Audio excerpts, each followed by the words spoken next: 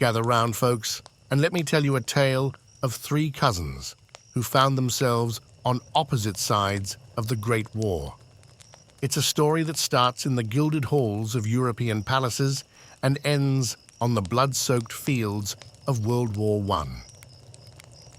You see, back in the late 19th and early 20th centuries, Europe was like one big royal family reunion. The key players in this tale are Kaiser Wilhelm II of Germany, King George V of England, and Tsar Nicholas II of Russia. These three rulers were more than just heads of state.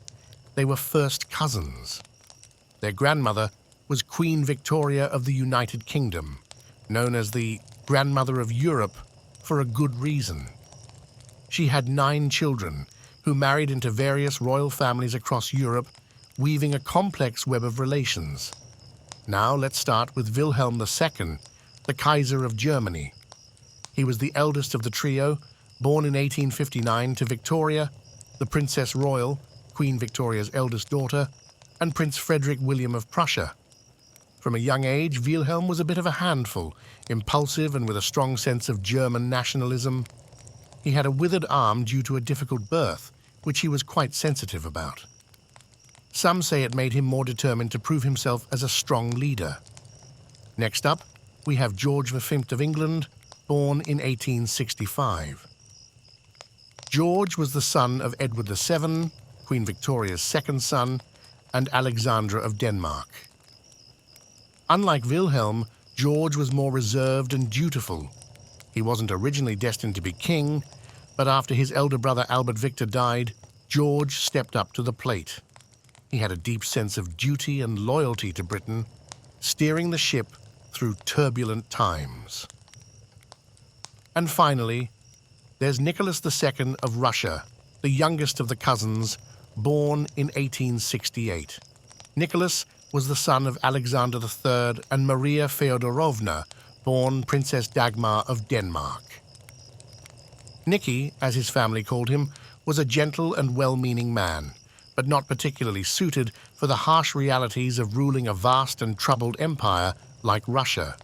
He was a family man, devoted to his wife Alexandra and their children. Now, these three cousins grew up in a world of opulence, attending family gatherings and maintaining a facade of unity. But as they each ascended their thrones, the political landscape of Europe began to shift. Nationalism, militarism, and complex alliances were brewing trouble.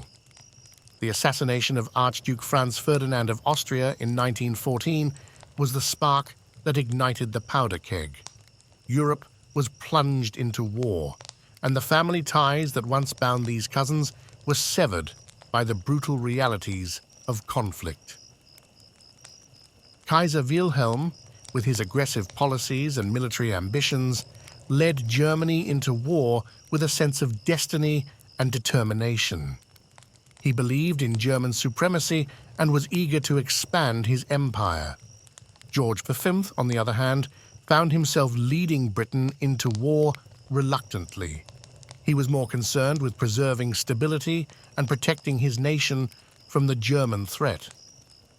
Nicholas II, struggling to hold his crumbling empire together, was drawn into the war to support Serbia and maintain Russia's influence in the Balkans.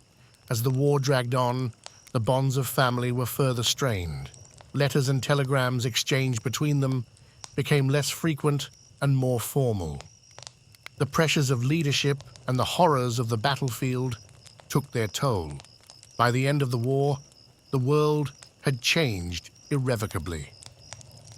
The war led to the abdication and eventual execution of Nicholas II and his family, marking the end of the Romanov dynasty.